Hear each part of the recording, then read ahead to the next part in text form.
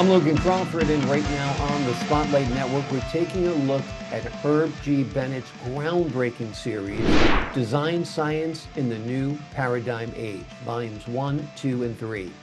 It serves as a transformative toolkit for creative minds ready to reshape our world through new approaches to wisdom, intelligence, knowledge, and data.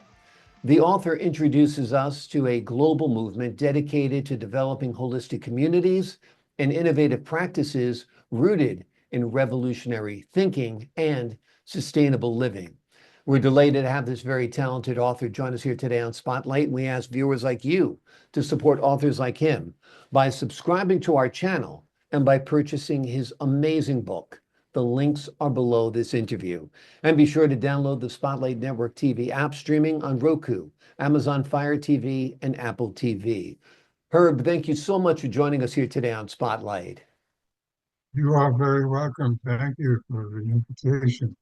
It's a pleasure to have you on the show. What inspired you to write the series Design Science in the New Paradigm Age, and what exactly is design science? Well, the age that we're in is the age of Aquarius. Mhm. And what comes with that is a new aesthetic, new awareness, a new consciousness, a sense of sort of reflection from within that could actually begin to inform you of your self, your true nature, your skills, your talents, and then you realize that what that is doing for you is something that is exceedingly important and deserves your time and attention to go through all of the exercises and the training and the development, the education and whatnot, to be able to basically get on the path that is being offered to us all to begin the transformation. As the So song says, this is the dawning of the age of Aquarius, right? it is the Yeah. age of Aquarius, exactly. Yeah. Now, what happens with the design concept is since I'm working with a framework that deals with what is called consciousness, with the body, the mind, and the spirit as the three principles that everything in creation is embodied with and energized with and given all of the emotional and creative stability and insights and strength. That becomes the goal for understanding what consciousness is, which is like the expressions of it are everywhere and in every form that we engage in when it comes to the expressions that we are designing or creating or just getting engaged with. So that at some point in time, what happens is the ability to transform our lives becomes the central issue. Mhm. We have to now get in tune with and align with the new principles. And at this point, after, these ages take a phenomenal amount of time to shift. Mhm. The history of ages, from the Iron Age, the Stone Age, all the other forms and ages up to the Industrial Age, we're in a state now where we're not quite sure what age we're Mhm. in terms of the general perception or understanding. Mhm.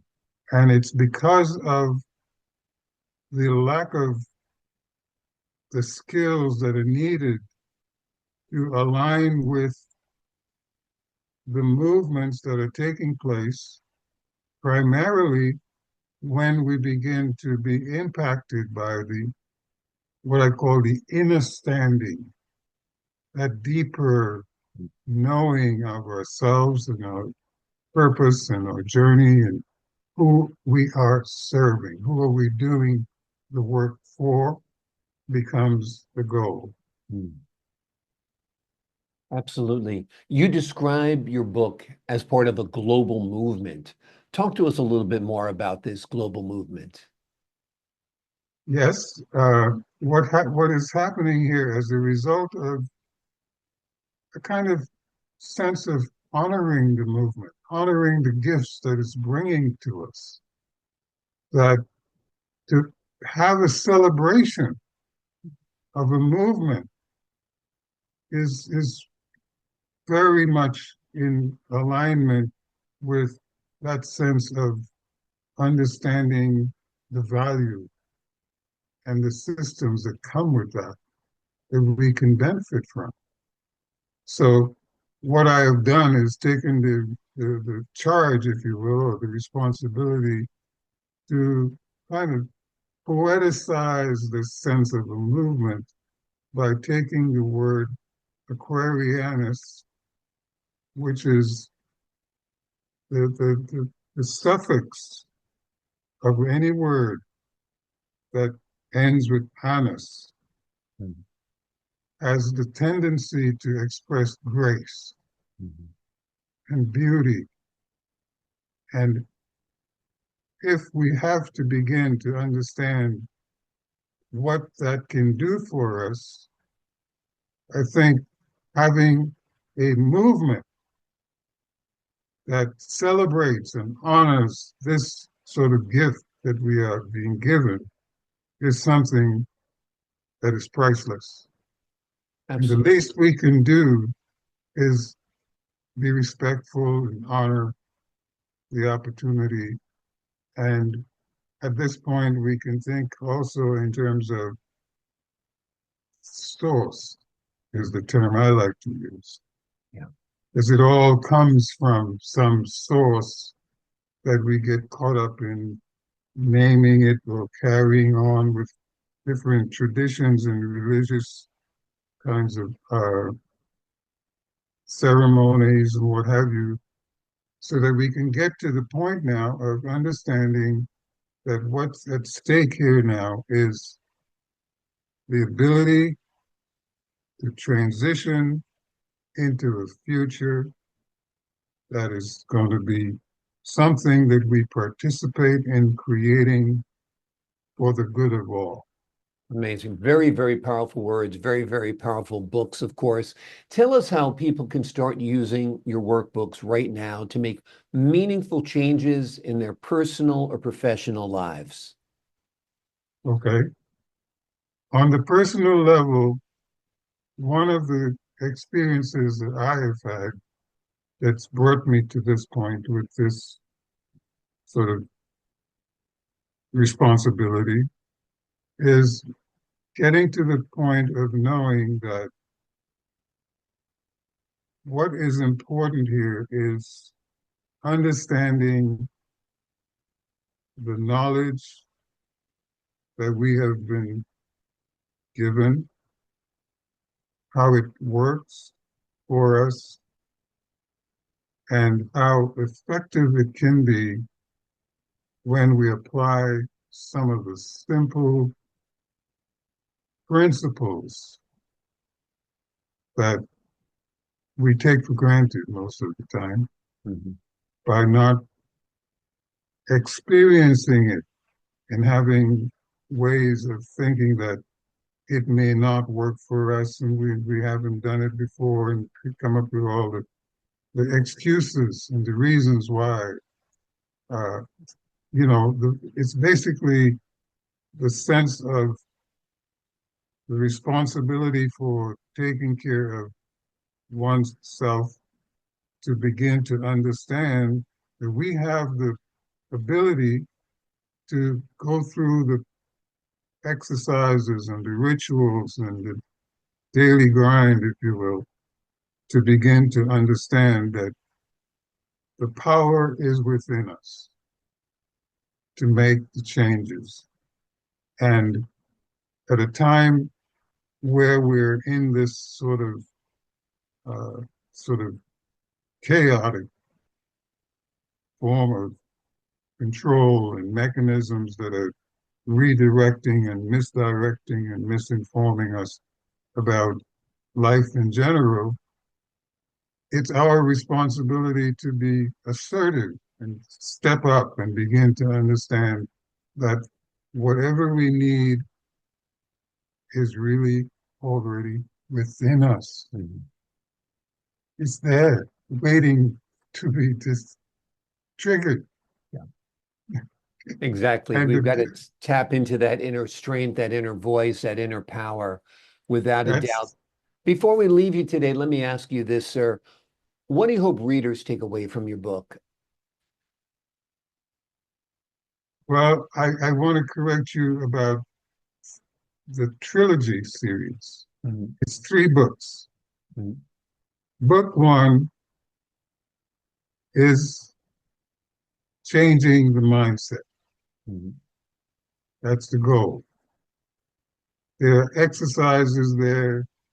There are just common sense approaches to begin seeing what the positive kinds of orientations or thinking can do with the kinds of results that we would like to generate or to have or create by the actions and the words and the ideas and the thoughts and the keeping it on the light side of the spectrum, not the darkness, so we could actually be healing ourselves from a lot of the misinformation we've been fed in one category, all the myths and stories that we tell ourselves based on the fact that we do not have a structure, we do not have a ritual, we do not have a kind of call to action Mhm. to give us that impetus to begin to take control of ourselves, our destiny, our future, our families, our careers. And so what I've done with this is I've taken the the process of knowing what is necessary is already available Mhm. to us all. That we can now rely on those who are committed to sharing and caring and loving and wanting to see good be done for all who we care about. That essence is also part of the creative aspect. So we have the book two is the creative formula Mhm. for knowing that, for example, I have a system of geometric forms that I've invented, 3-dimensional curves, non-Euclidean, no straight lines, no flat surfaces. Everything is what I call organic. And it's as if we tapped into nature, as in the symbols that we find in metaphysics and other disciplines, like the tree of life and the flower of life, and all these geometric energy systems. That's what they are. Yeah. And they make us who we are and give us the energy that is needed to go through the 3 volumes, the workbooks, the kinds of programs that I'm setting up for the one-on-one calls and the community that's going to be built around this whole concept of the Aquarianus movement. It's time for us to wake up and start doing the work for the systems that we want to be in touch with, to start revealing the kinds of energy systems and methods that we can all begin to understand and apply and find the paths that we can then take to do the transformations. So at some point, what is important is knowing that it's the it's the synthesis of knowledge, as the WIKI I call it, the wisdom, the intelligence, the knowledge, and the information. If you look at those four words, they kind of give you a sense of four forces, four sources of energy that we need to assimilate, we need to get in touch with and begin to understand, or better yet, understand that we are in control. Absolutely. Powerful words, powerful books, powerful insights. We've been talking about Herb Bennett's wonderful work, a groundbreaking series which serves as a transformative toolkit for creative minds ready to reshape our world through new approaches to wisdom, intelligence, knowledge, and data. Herb, thank you so much for joining us here today on Spotlight. Thank you very much. It's been a delight. It's been a delight having you on the show, sir. I appreciate your wisdom and your insight. To the folks at home, I'm Logan Crawford, thanking you for your time this time until next time on Spotlight.